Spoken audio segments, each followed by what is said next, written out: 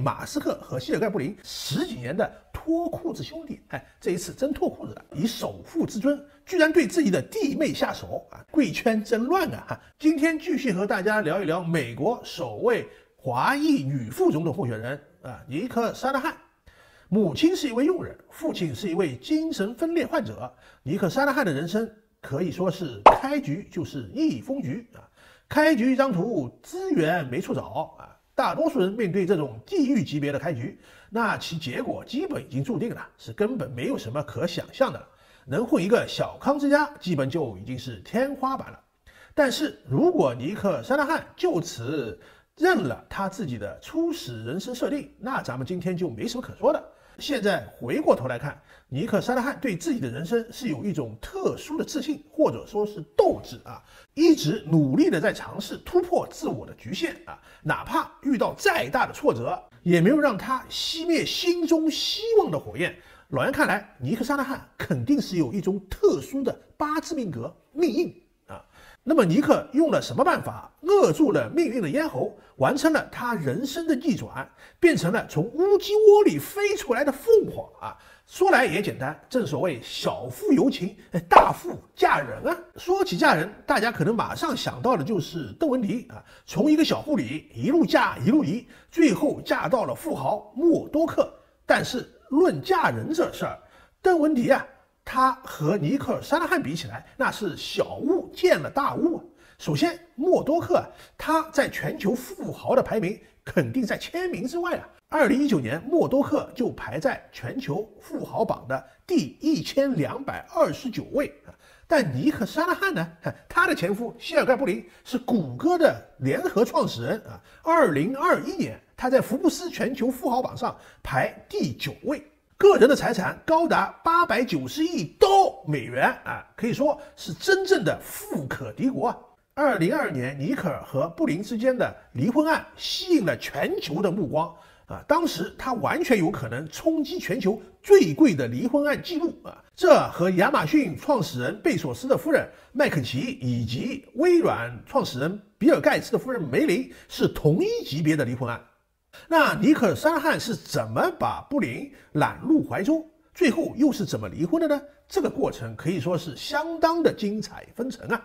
谢尔盖·布林的前妻安妮·沃西基毕业于耶鲁大学的生物系啊，也是一位学霸。在2006年的时候就创立了一家公司，叫 23andMe 公司。这一家公司主打的是基因检测啊，那是相当的高端啊，曾经登上了《时代》杂志年度最佳发明。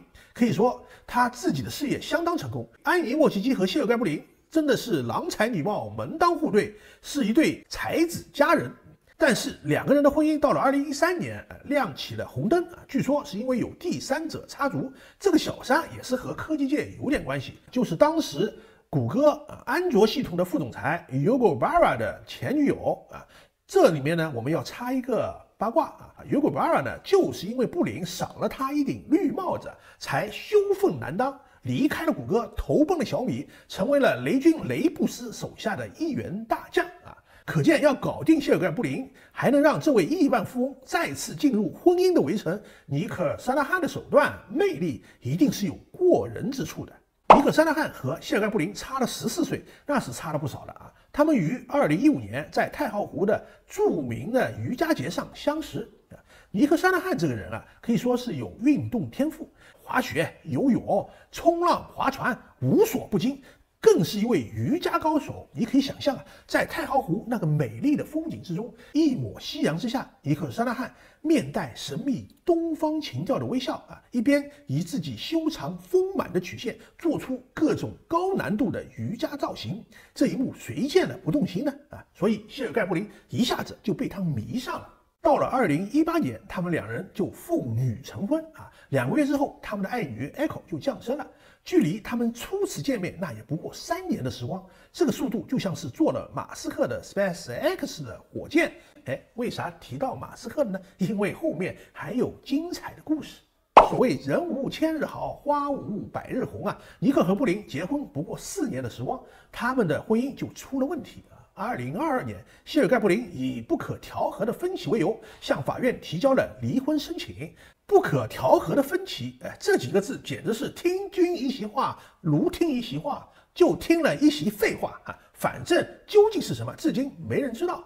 但是这个瓜如果就到这个程度结束了，那也就没什么可说了。2022年7月24日，《华尔街日报》爆出了惊天大瓜，尼克尔疑似和马斯克出轨。嘿嘿，马斯克大家都熟悉啊，我老袁就不说了啊。特斯拉和 SpaceX 的创始人，中国人民的老朋友，曾经的世界首富啊。消息传来，举世震惊啊！为什么？不为什么，就因为马斯克和谢尔盖布林可以说是共患难10几年的脱裤子兄弟。这一次真脱裤子了。而且谢尔盖布林在某种程度上可以说是马斯克的恩人。为什么这么说呢？因为在2005年的时候，马斯克创业发生了点困难，当时布林就给了他50万美元，让他周转，让他渡过了难关。现在马斯克以首富之尊，居然对自己的弟妹下手啊，做出如此不堪苟且之事，真是从未见过如此厚颜无耻之人啊！且慢，此事到底是真是假呢？这个新闻一出，堪称炸裂。马斯克马上连发3文否认3连啊，其中最吸人眼球的一条是：我好久都没有性生活了。嘿嘿，老袁看的这事儿怎么这么不真呢？就在众人疑惑之际，有更劲爆的消息传来啊！有人自称是布林夫妇的密友，说因为尼克尔出轨了马斯克，所以布林才在2022年的1月份终于提出正式离婚。而且在这以前马斯克已经在一次的聚会上面，在布林面前单膝下跪为自己的过错表示歉意，请求布林的原谅。而且布林已经很大度的接受了马斯克的道歉，但是两人现在的关系有点僵。贵圈真乱啊！随后马斯克再次出来澄清，说自己和布林已经打过电话了。布林对他说，他和他身边所有的密友没人接受过《华尔街日报》的采访，所以消息不知从何而来。还发出了布林和马斯克的一张合影，就说他们现在关系好得很。就在这一场真真假假的《华尔街日报》爆料风波里面其实被指责最厉害的就是今天我们的主角尼克·沙纳汉他被肆意贴上了捞女荡妇这种标签被人随意嘲讽。当时尼克尔没有说什么过了1年之后，尼克·沙纳汉才出来接受采访，回应了这一段绯闻。他是这么说的：你想问我伊隆和我有没有发生过性行为，就像那是一个充满激情的时刻，然后就结束了。没有。我们有过恋爱关系吗？没有。我们从未有过外遇。他表示，我和马斯克更偏向一种学术氛围的关系。这是什么意思呢？这其实就牵涉到另外一个故事，就是尼克的爱女 Echo 因为尼克当年和布林结婚以后，好不容易才怀上了他现在的女儿 Echo。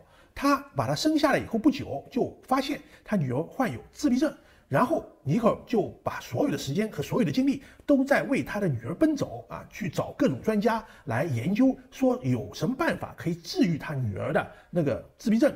直到后来，因为马斯克才让尼克看到了希望那是在2021年2月份马斯克开新闻发布会向大家宣布，他自己的脑机接口技术获得了突破，正在和 FDA 进行沟通，可能要申报了这一项技术让尼克看到了他自己女儿治愈的希望，于是他就找到了马斯克，经常和他约会就和他讨论关于这个脑机接口的事情，就是看能不能用在他自己女儿 Echo 的身上所以这时候就传出了绯闻了，因为他和马斯克经常见面人家不知道他们谈什么，还以为他们2个人郎才女貌在一起幽会，所以就不断有绯闻传出。其实《华尔街日报》的爆料就是这么来的针对此事，马斯克也非常恼火但是呢，他认为自己又是公众人物，如果去告《华尔街日报》呢，很难告得赢，所以呢，他就跟尼克说：“你不是公众人物，你去告《华尔街日报》侵犯隐私，那基本上是能赢的但是呢，最终尼克并没有去起诉《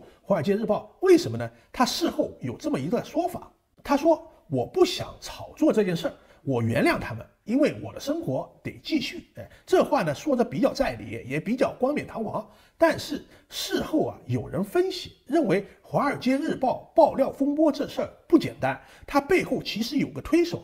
是谁在推这事呢？其实就是谢尔盖布林，因为谢尔盖布林当时和尼克在打离婚官司，他呢就推动这事儿，为了是在离婚官司中占据一个有利的优势地位，所以就炮制了这么一次惊天的爆料但是反过来看尼克·沙拉汉呢，其实处理这事儿是非常有智慧的。为什么呢？你去想啊，他并没有上当去告《华尔街日报》，让这事儿越烧越大，而是借力使力啊，说出了自己女儿患有自闭症，以获取公众的同情。不但没有在这场风暴中使自己的人品受到伤害，反而让自己忍辱负重的母亲形象深入人心。由此可以看出，尼克·沙拉汉绝对不是什么靠脸蛋和身材上位的白痴美女，而是一位美貌和智慧相得益彰的传奇女子。她地狱般开局的人生以及坎坷而曲折的经历，不但没有打倒她，而是为她未来的道路提供了更广阔的天地啊！